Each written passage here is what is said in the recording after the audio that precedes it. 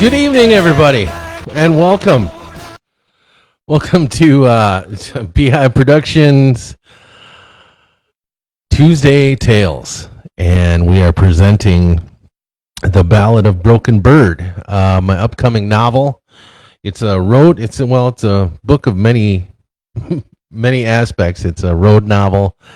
It's about cancer survival, Native American stories, and it's got a lot of me in it. So, and there's a lot of you in it as well.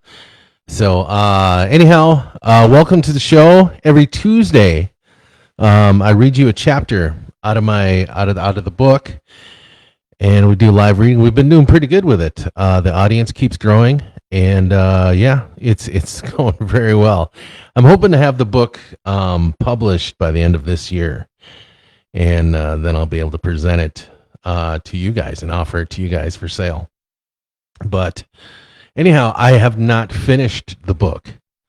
I'm working on finishing it. I've been working on this book probably for the last 15, 16 years. And I kind of walked away from it for a while. And I was reading you guys my published works from my horror stories. I read some poetry to you guys, and I kind of did that 3 or 4 times over, and I thought maybe I need to get some fresh stuff out there for you. So I thought, well, what if I started reading this manuscript to you guys, and it would force me to finish the story. And so far it's been working pretty well. I'm about 4 or 5 chapters ahead of where we're reading it from. So yeah, it is kind of lighting a fire under me to get this thing written. I will say, I was asked by Bobby the other day if I'm ever going to finish the book, or is it just going to keep continuing. I'm going to say that where I'm at now, the book will be ending, and it's not an easy thing because I'm saying goodbye to my character and to some of the characters that he has met along the way, and so that's never fun. But it does need to be done. I think Broken Bird has been waiting for quite a few years to have his story told, so that's what I've been doing. Anyhow, the 3 of us, me, Bobby, and Pimo, have put our resources together, and we got some new equipment, and it just came in the mail today, and I got it hooked up, and hopefully it is working. You guys can hear me okay and everything? The sound is all right? Music came through? Let me know. Because, I just plugged it in, and I went with it. I messed with it for a little bit beforehand, but I'm kind of going raw here, and I want to make sure that everything's working okay. It's groovy? Yes. Okay, thank you guys. So I think it's just the 2 of you tonight for story hour. But actually, it's I find that actually a lot of people have been either watching quietly in the background, or they watch it later on YouTube. And the reason I have stuff on YouTube is because Facebook likes to delete these live streams after 30 days. And I did think about just not doing live streams and just recording myself reading something and then posting the video. But I've done that a couple of times when I've been on vacation and it was story time. And it just wasn't the same. There was no interaction with you guys or anything. So that kind of sucked. So, but I'm glad the new equipment's working. That means I don't have to return it. We've got a guest coming for coffee this Sunday. It's our Coffee with a Vet Sunday, and Bobby Paulson's dad will be coming in to talk about his time with the U.S. Navy. And there was quite a few things that happened the ship that he was on, the aircraft carrier that he was on. It's had quite a few adventures and some tragedies, and some of those happened during his service on the ship. So it'll be interesting to get a backstory on some of that stuff if he's willing to talk about it. Anyways, Robert Paulson and his wife Joan will be here on Sunday morning at 10 a.m. So tune in for that. Give him a warm b.hive Productions welcome. And then this Thursday, of course, Bobby and I will be playing you guys awesome music. Played terribly, something like that. So anyway, that's what we got going on this week. And hopefully the new equipment works. That's one of the reasons I got the new equipment is because this one has 4 microphones, so we can all be mic'd. Because last week's coffee, we only had 2 microphones, and I had to kind of share one with Bobby, and we were barely heard. I can barely hear myself when I played it back. So it'll be nice to have 4 mics. I'm going to set everything up tonight and just test, make sure all the microphones are working, and so we can just go right into it on Sunday. So anyhow, I think who is here is going to be here, and I think we should jump right into the story. We're on chapter 37, and Broken Bird and his new friend Stella that he met in New Orleans were cruising out to Florida. They were going to head to Jupiter, Florida together and spend Christmas with Broken Bird's family. And her bike started acting up, and they stopped in Pensacola, and they met up with a guy that is part of the Iron Enforcers Motor Club. And there was a guy from that group named Kelso, who looks very much like Kevin. And anyway, he offers to help him out, and they got to sell his bike out to the clubhouse for the Iron Enforcers and work on it there. And there's going to be some stuff that happens tonight that will it'll be a hard decision for everybody. So yeah, so that's where we're at. And I've looked, and I think I'm going to try to figure out, poor guy. I think I've been mapping out Broken Bird's trip on Google Maps or Google Earth. And once I finish it, and I don't know, I might post it as a work in progress, but once I finish it, I do want to post it for sure and just kind of show you where he's been and kind of the path he went on. Because who knows, maybe somewhere 20, 30 years down the road, somebody will read the book and go, oh, I want to take that path that Broken Bird went on. That'd be kind of cool. The whole idea of this book kind of came from, I was a big fan of the movie Easy Rider and also of Jack Kerouac's On the Road. And I had a map of where both Captain America and Billy were in the movie. And I had a map of where Jack Kerouac had gone with Dean Moriarty. And my bucket list thing was to kind of follow that. And so anyway, that's kind of how the idea of this came about. And here we are talking about it and me reading it to you. So anyway, that's how the beginnings of this book happened. And I want to thank you guys for coming along on this trip of his. Means a lot to him, and it means a lot to me. There's a lot of me exposed in this book, and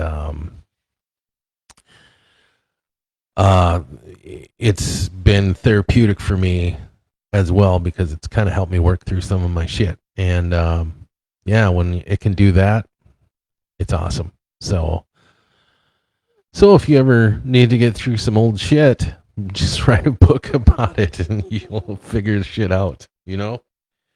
But another cool thing about this new equipment, phones don't make the microphones buzz. So that's pretty cool.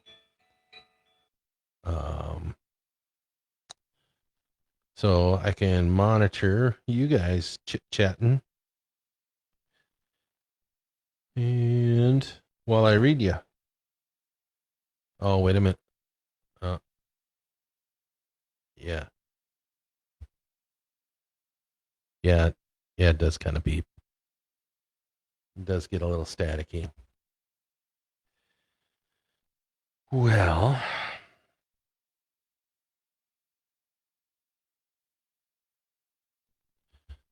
let's see. We'll do that. Can you guys hear static in the background? Yeah, it's really nuts now.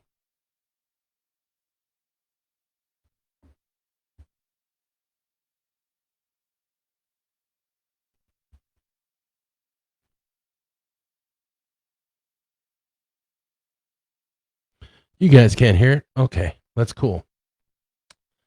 Then I will just keep doing what I'm doing then. All right, we got that up. Microphone's good. And let's dive in to chapter 37. You can either, Jessica. Okay, cool. Awesome. Thanks for the feedback, you guys.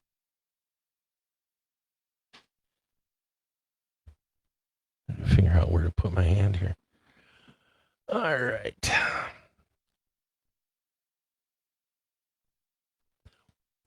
The Ballad of Broken Bird, chapter 37. The guy's name was Kelso. His road name was Jet Fuel. He was the president of the Daytona chapter, and his crew was visiting the Pensacola chapter. They were having issues with a one percenter club, and they were there to show numbers. His old lady was Kelly, and she hit it off with Stella. They sat and conversed over mojitos while Kelso looked her bike over, and I stood there with him for moral support. When's the last time she had the carb cleaned? He said, wiping oil from his hands. Good question, I said. I didn't even know she rode until this morning when we left. We both laughed. All right, man. The clubhouse is a few miles away. Let me ask the prez if it's cool if you folks come hang out until I can get the carb cleaned and timed. Cool, bro. I really appreciate this. Bikers help bikers. I'll be back. He went back in, and a few minutes later, Stella came out. Hey, sunshine, she said. Hey, I stood up. She handed me a beer and looked down at her bike. So, what did you boys figure out? She asked. Well, he thinks your carb is dirty, I said. You cool hanging out at their clubhouse till he fixes it? Her face went blank for a few. I mean, if not, that's cool too. No, she said finally. You trust him and his people? Well, I just met them, I said, but Kelso seems okay. Yeah, I really dig Kelly too. Okay, I guess. It's awfully nice of him to be willing to fix it. Well, bikers help bikers, he told me. The clubhouse was off 99. It was quite a feeling riding with 27 other bikers roaring alongside us. I did hear Stella's bike sputter and pop now that I was this close to her. The gravel driveway that was gated off, it was off to the right with the logo on it. Someone hit a remote and the gate slid open and we all filed in. They had transformed shipping crates into living quarters, but sat in a semicircle facing the beach to Perdido Bay. There seemed to be a million bikes there. Stella was directed into one of the open sheds to the right. We gathered in the shed with Kelso. "What do I call you?" he asked, handing me a beer. Broken Bird," I said. "That your native name or your road handle?" "Yeah, it's my native name." "You want me to call you Jet Fuel or Kelso?" "Well, the boys call me Jet Fuel. You can call me Kelso. Unless you want to sign up." I laughed. "Nah, man. I'm almost 50. Been through divorce and a few battles with cancer. I ain't gonna be a bitch for a patch. I'm good." Kelso laughed. "Yeah, I'm not big on prospecting myself, but it's not a long and tedious process." "Well, I probably won't be around for a patching ceremony anyways." Kelso stopped pulling the fuel tank off and looked at me, nodded, then put the tank down and started cranking on the bolts holding one of the carbs down. "He's still battling cancer," Stella spoke up. "Stella," I said. "What? You are?" "I'm not battling anything." There was an awkward silence, and then Kelly put her hand on Stella's elbow. "Come on, Stell," she said. "Let me give you the nickel tour." She gave me a glance. I smiled and nodded. They walked off to check out the compound. Things were quiet in the shed for a bit. Then Kelso started cranking on the bolts again. "I'm sorry, brother," he said. "Shit happens, man." "You doing chemo?" "Nope." "So you're just running?" "I'm just living, trying to tie up loose ends, hoping to make it home before I check out." "What are you doing with her, if you don't mind me asking?" "I don't know, to be honest. She seems to be okay with having an expiration date on this. I told her she could turn back without any judgment at any time."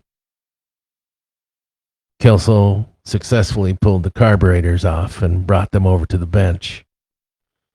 "Can you grab me the carb cleaner off the shelf over there?" he asked. "You think I made the wrong choice?" I said, handing him the can. "Look, man, I'm the last guy to tell anyone they're making the wrong choice. I've made far too many bad ones. I could never make them up in my lifetime. Judging by your situation, neither could you." "True enough." "Where were you guys heading?" "Jupiter, to my sister's. We're going to do Christmas with the family." "And you two just met?" "Yeah." I was beginning to see where his logic was taking me. "Funny thing about families, brother. No offense to you or yours, but they can be a little overwhelming to meet for the first time. You don't know what Stella has going on in her head right now. She just knows you're going to buy the farm soon, and she's willing to ride along, but on top of that, you're having her meet your family?" "Fuck," I said, and stared at the ground. "You're right." "Remind Kelly of that, won't you?" he said, smiling. "She's always telling me how wrong I am." We shared a small laugh. "Got another problem," he continued. "Her choke pull-off is broken. Not sure how it's stayed in like it has, but I know for a fact I do not have that part on me, and all the parts here are all Harley Davidson, and it's Saturday evening." "Shit," I said. "I can grab one on Monday. he said, cleaning his hands with an oily rag. Should be pretty easy after that. Yeah, I gotta be at my sister's by tomorrow afternoon.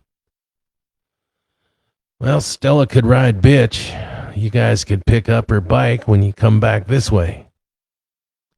I'll go talk to her. Thanks, man.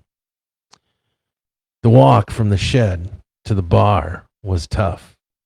My lungs felt like they were filled with molasses, and my breath began to hitch. I bent over and put my hand on my thighs to get my breath back. You okay?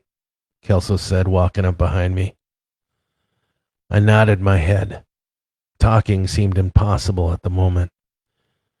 I didn't want anyone to make a fuss, but I felt like I couldn't catch my breath.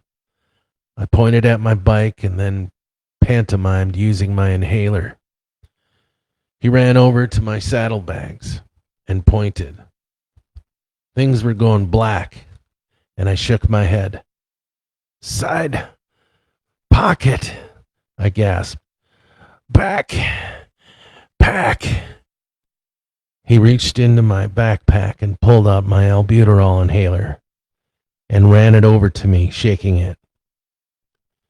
I was down on the on my knee and took one quick puff. The mist barely made it past my tongue. I tried to concentrate on my breathing. I wasn't going to another fucking hospital on this trip. I closed my eyes, blew out what little air I could, and put the inhaler in my mouth and took a deep breath in and pumped. Bingo. It was like the mist of medicine melted some of the molasses away.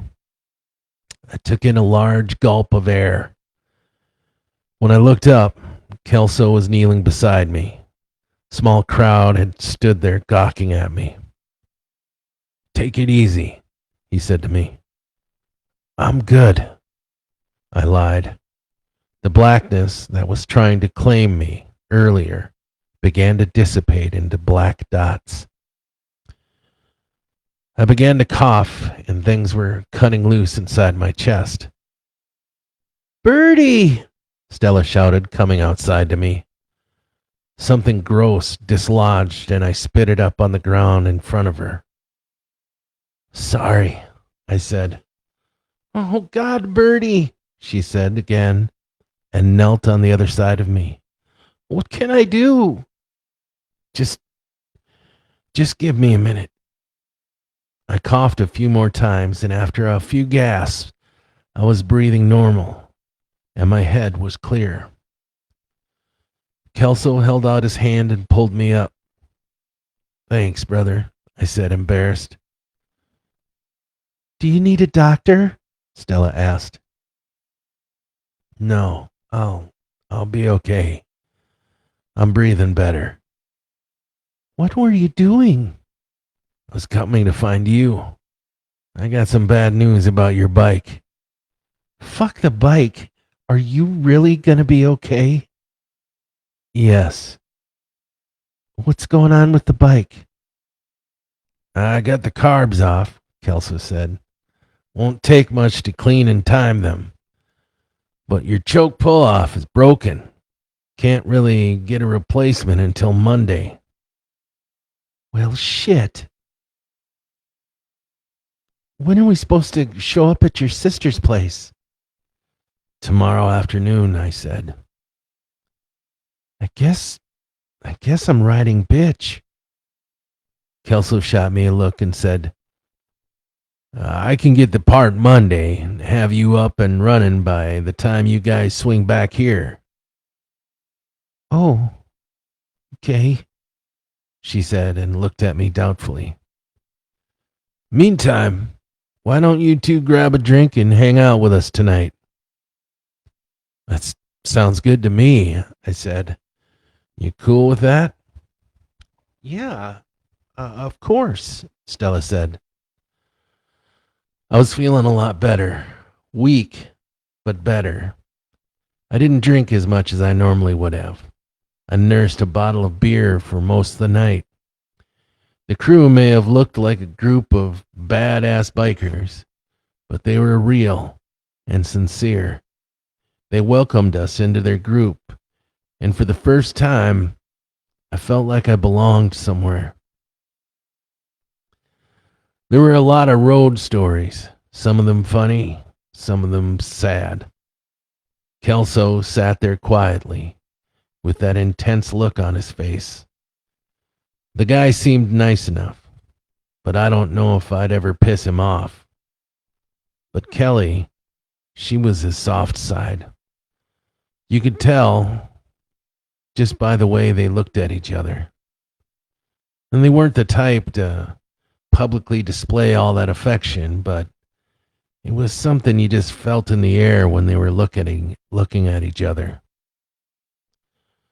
A large bonfire blazed on the beach that night. Hell of a fire ceremony, I was thinking. The fire spirit roared and spat large sparks into the night sky, like it was adding stars to the constellations, ancestors going up into space. "You're in deep thought," Stella said, walking up to me. I was standing on the beach, away from the group, staring at the sky. "I'm just empty in my brain," I said, looking at her and returning my gaze upwards. "Gets a little noisy upstairs sometimes." "You've been nursing that beer all night. Are you really feeling okay?" I didn't know how to answer that. There was something deep inside my gut that I just couldn't put words to it yet. It was fearful, but calming. "I'm a little weak," I said, "but I'm breathing." "Hey," she said, grabbing my hand, and I looked at her. "Hi." "You don't have to pretend to be a tough guy with me." "I know. I'm not. Just be real with me, okay?" "I am. I want you to be real with me, too." "I've always been real. I've been raw sometimes. People don't always appreciate that. Limits the amount of people that hang around. But you draw people in. Everyone seems to just want to be part of your life, your story." "It's been that way my whole life, which is a nice thing, but it also means you have more people to miss when they die." There'll, there'll be a lot of people who will miss you when you go, me included." I smiled. "You know what's funny?" "Certainly not death, but what?" "Well, when I started this trip, when I sold the last of my stuff and packed the rest to go on my uncle's bike, I didn't think anyone, save my dad, would give a shit if I were dead and gone." "What a lonely thought." "Lonely, but that's how I felt." "Has that changed?" "Oh, yeah. Everyone I've met on this trip, all those I left back home, my way of thinking has changed a bit." Stella got quiet, and I looked over at her. If it wasn't for the light coming off the bonfire, I wouldn't have noticed the tears running down her cheeks. "What's wrong?" I asked, trying to wipe them away. "I don't know," she said sadly. It it sounds like you're about to say goodbye." I hugged her tight and looked out at the water. I didn't see any ghosts out there in the tide, but I could feel them watching me. "I'm still here," I said. "For now." She sighed deep. You up for tomorrow? I asked. Meeting the whole family? She was quiet, as if trying to find an answer to that question. Stell, it's okay, I said. I know I'm asking a lot of you in a short amount of time. If you want to hang at a hotel while I go down there, I totally understand. You do? She said finally. Oh my God, yes. I'm sorry I threw that on you. I'm sorry for everything, really. I've thrown on you in these short few days. I mean, meeting your family would be stressful enough, but this this could very well be your last Christmas with them. They're going to want to spend as much time with you as possible. They're not going to want to spend the energy on getting to know someone new in your life. I I I just don't. Stella, it's okay. Either I or Kelso can find you a place to hang out for a couple of days, and then we can meet up on my way back, St. Augustine or Daytona. Can I think about it? Yeah, of course you can. Sleep on it, okay? Thank you. Kelso and Kelly came up to us. You guys okay? Kelly asked. Yeah, we're good, Stella said. You need a beer or something? Kelso asked. Stella probably does, I said, but I'm good. You got a tent or something to sleep in? I do, I said. If you don't mind, I was thinking about setting up right here. That's fine by me. I shook Kelso's hand. Thanks, man, for everything. Kelso was a cop in some small hick town in Louisiana. He had been through a batch of bad marriages and eventually decided to retire early and move to Daytona. He opened up a small engine shop and spent his days there. He was just over 50, and any vestige of his days as a small town cop were gone. He looked like a biker, walked like a biker, and talked like a biker. A hard exterior that guarded a softness inside, which one could see in his kindness. But the intensity in those eyes of his could cut a hole through chrome and steel. I can usually handle my own, but I don't know that I'd ever want to be on his bad side. There was a pack of wild dogs in there somewhere that were itching to come out, and he was a few seconds away from letting them come out to play. And that, my friends, is the end of chapter 37. Where are we at here? There you guys are. Hey, how's it going? I hope you guys enjoyed that one, that chapter. It was a little bit short. The upcoming chapters here are going to be short, and I thought maybe I would read you 2 chapters a night, but I just, yeah, I can't. We'll catch up to where I'm writing, and then I won't have anything for you for the next week. So, Kevin, I hope you don't mind the liberties I took with Kelso.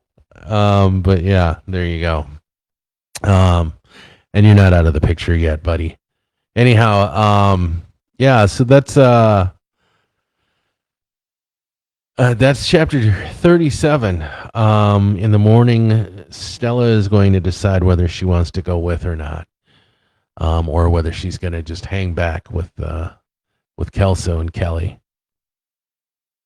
Well, thank you, Jessica. I'm glad you like it. I did feel it. Yeah, did you? There was probably a little more truth in your character there than you like to admit, but um anyhow, there's going to be a little more from them. Yeah, so Stella is going to decide tomorrow morning if she's going to stay hang out with the Iron Enforcers with Kelso and his crew, and or whether she's going to go with to Jupiter, Florida, to meet Broken Bird's family.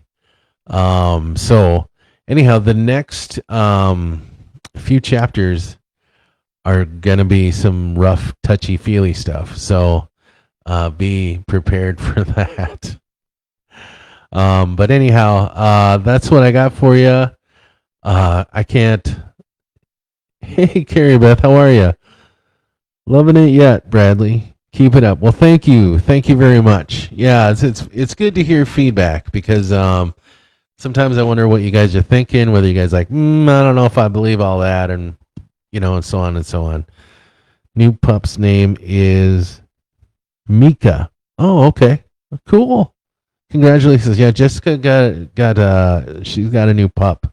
She had to put one of her pups down a couple few weeks ago, and now she's got a new little puppy. She sent me a picture of him. He's cute, very cute. So anyhow, I want to buy the book when it comes out. All right, sounds good. That's awesome. That's awesome to hear. Um, so the viewership, I don't even know how I do this because I'm well, one, I'm an old guy and I don't know much about podcasting or live stream or anything like that. I don't know what you call different things. I don't have the terminology down. But if you guys could like and share my stuff either here or on YouTube or both, that would be nice. Invite your friends and family to come listen as well.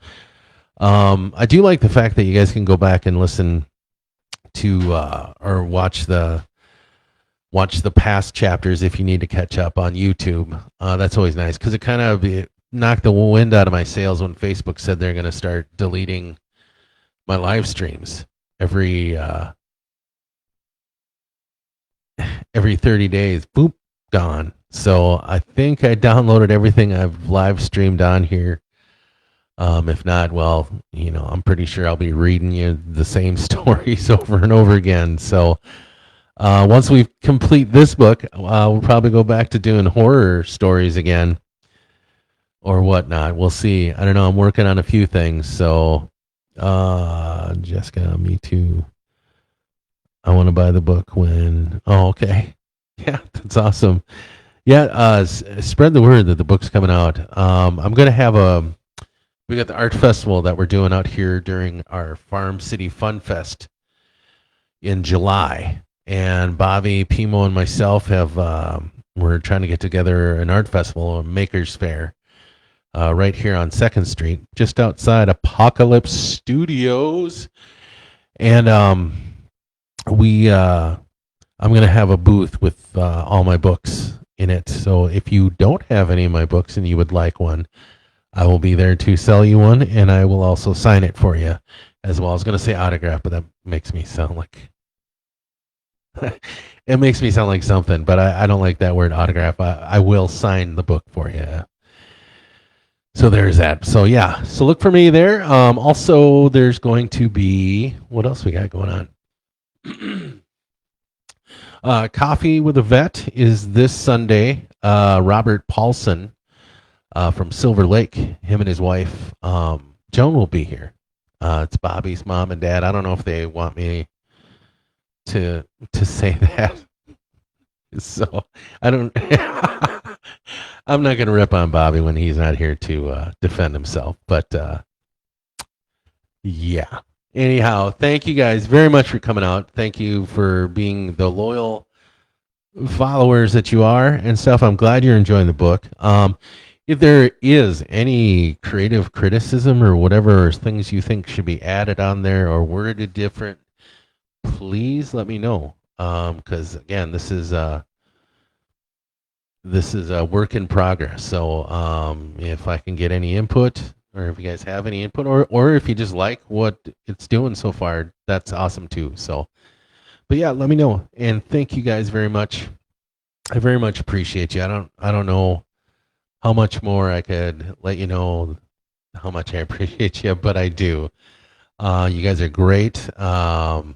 Seeing you here and reading your comments really pushes me forward to keep writing, keep playing music with Bobby, keep having coffee with the boys, all that stuff. It's good to have an audience and meet new friends. So, with that being said, Kevin, I haven't pushed all the buttons on this new machine that I bought, that we bought, but I don't think there's a slap noise on this board, so you get a real one. Or wait, I think I got machine gun. Did you hear that? Anyway, excuse me. Anyways, you guys have a great night, and we will see you on Thursday with the wild hair. All right.